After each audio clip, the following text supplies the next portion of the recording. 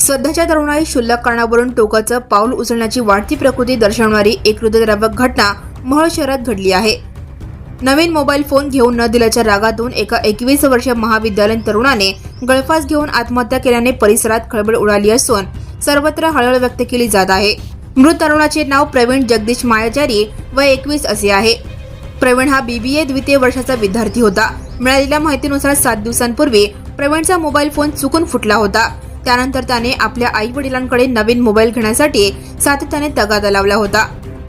घरातील आर्थिक परिस्थिती लक्षात घेता आई वडिलांनी त्याला समजावून सांगितले होते, सध्या पैसे नाहीत, जसे पैसे येतील तसा आम्ही तुला नवीन मोबाईल घेऊन देतो। मात्र प्रवीणने या उत्तरावर समाधान मानले नाही। प्रवीणचे वडील जगदीश मायाचारी हे मोहोळ येथे एक छोटेसे इलेक्ट्रॉनिक्सचे दुकान चालवतात। याच दुकानातील उत्पन्नावर संपूर्ण कुटुंबाचा उदरनिर्वाह चालतो। 3 एप्रिल रोजी रात्री नेहमीप्रमाणे घरातील सर्व सदस्यांचे जेवण झाले। रात्री 10 वाजेच्या सुमारास प्रवीण आपल्या खोलीत झोपण्यासाठी गेला। दुसऱ्या दिवशी सकाळी 7:30 वाजेपर्यंत प्रवीण खोली बाहेर न आल्याने आईने त्याला आवाज दिला। बराच वेळ आवाज देऊनही आतून कोणताही प्रतिसाद न मिळाल्याने वडिलांना शंका आली। त्यांनी खोलीचा दरवाजा तोडला तेव्हा समोरचे भयावह दृश्य पाहून कुटुंबियांचे पाय लटपटले। प्रवीणने खोलीत गळफास घेऊन आपले जीवन संपवले होते। घटनेची माहिती मिळताच परिसरात एकच खळबळ उडाली।